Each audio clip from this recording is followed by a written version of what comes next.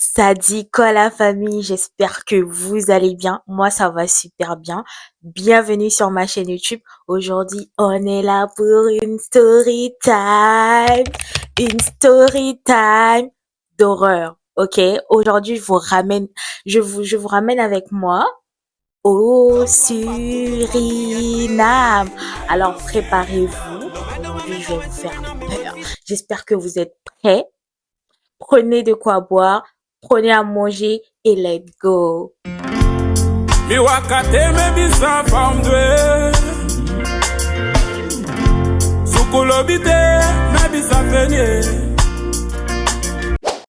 On se retrouve. Alors, cette histoire m'a été racontée par ma mère et on ira plus précisément chez le peuple Saramaka au Suriname, dans l'un des villages qu'on appelle Pempe.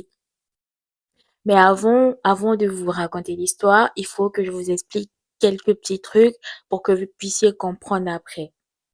Donc, il faut savoir que chez le peuple Saramaka, on croit beaucoup à la spiritualité ancestrale.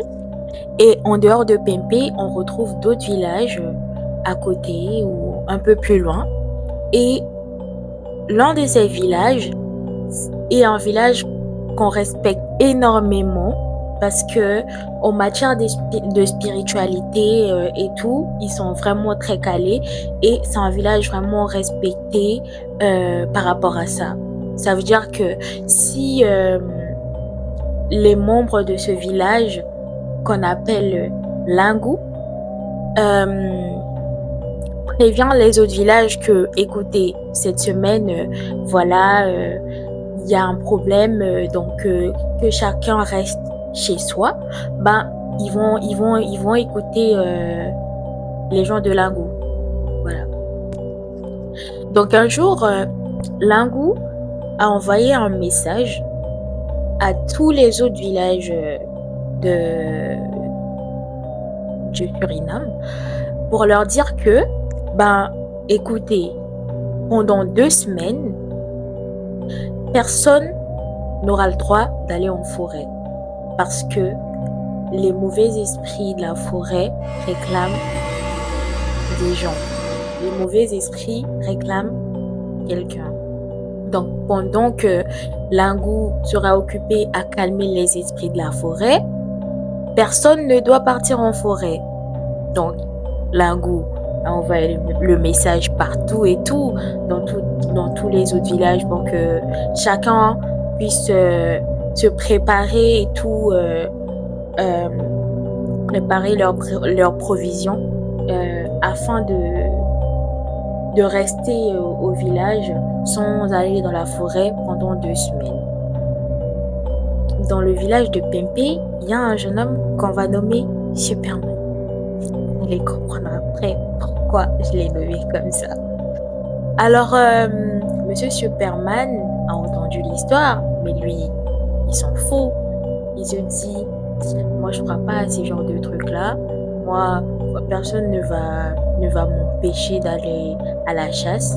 Donc moi, je vais prendre mes affaires et moi je vais chasser, ok? Personne ne va parler.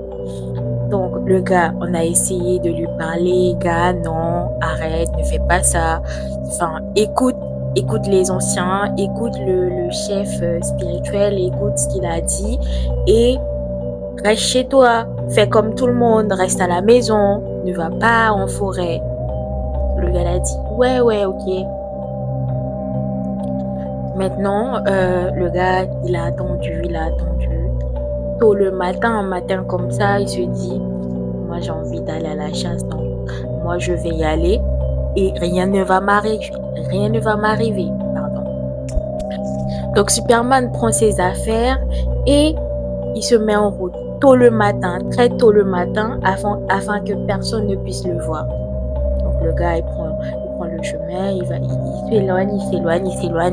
s'éloigne du village tranquillement. Il est dans son petit monde, il se dit, ok, je fais ma vie aujourd'hui, moi je vais manger, ok, moi je vais ramener de la viande à la maison et voilà,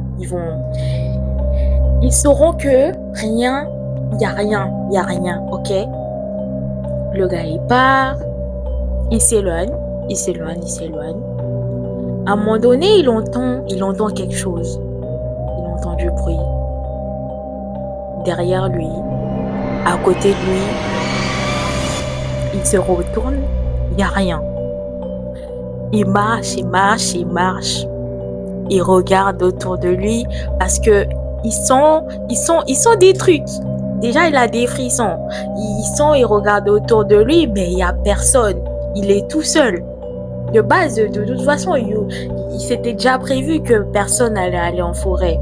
Donc, il se retrouve seul, mais il se sent observé. Donc, le gars, il se dit, ok, ben on y va, on continue. Le gars, il marche, il marche, il marche. Il entend des oiseaux. Il entend des bougons, des, euh, des perroquets. Et à un moment donné, il voit un hoko se poser juste au-dessus de sa tête, sur un arbre au-dessus de sa tête. Il se dit, il est non, il est non,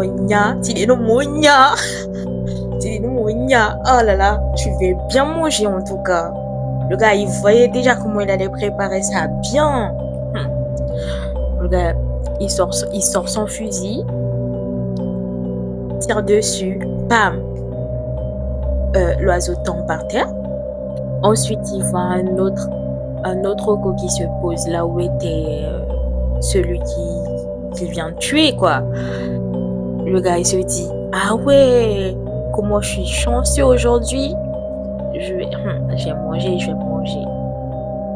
Au moment où il a repositionné son fusil pour tirer sur l'autre coco qui vient de se poser, le gars, il a dit qu'il a vu une masse noire devant lui, là où il y avait l'oiseau qu'il a tué. Une masse noire. Quelque chose d'indescriptible. Parce que franchement, et en fait, il s'est posé sur l'oiseau et le truc lui a arraché les yeux. Le truc a arraché les yeux de l'oiseau qui était par terre. Genre, arraché ses yeux en en quelques secondes. Même pas en minutes, en quelques secondes. Le gars, il a dit que jusqu'à présent, il sait toujours pas ce que c'était ce truc-là. Et le gars, il a dit que il a commencé à reculer doucement, doucement, doucement, doucement. Il sait même pas comment il a fait pour arriver au village. Tellement il a couru, mais il a couru sa mère. Il a dit il avait jamais couru comme ça dans sa vie. Et franchement, quand il est arrivé, il était à moitié inconscient, tellement il avait peur, il tremblait de partout. On a dû l'emmener chez le chef coutumier et pour qu'on puisse l'aider et enfin poser des questions, enfin demander aux anciens qu'est-ce qui se passe, qu'est-ce qu'il a vu, c'était quoi ce truc noir, cette masse noire qu'il a vue dans la forêt. Et en fait, c'était tout simplement les esprits de la forêt. Voilà. Bah, de toute façon, on l'avait prévenu, il a été têtu. Et il a eu énormément de chance, hein, parce qu'il y a des gens qui partent comme ça dans la forêt et qui ne reviennent jamais. Donc lui, il a eu énormément de chance. Quand on vous dit d'écouter les grandes personnes, les anciens, mais voilà. Et après ça, ils lui ont fait des bains et tout pour qu'il aille mieux parce que il est tombé malade après et tout. Donc on lui a fait des bains et voilà. Donc c'est la fin de l'histoire. J'espère que ça vous a plu.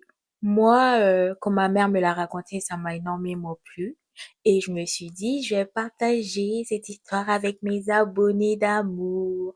Donc voilà, n'oubliez pas de vous abonner, liker, partager. Et on se dit à bientôt dans une prochaine vidéo. Ciao, ciao, bisous.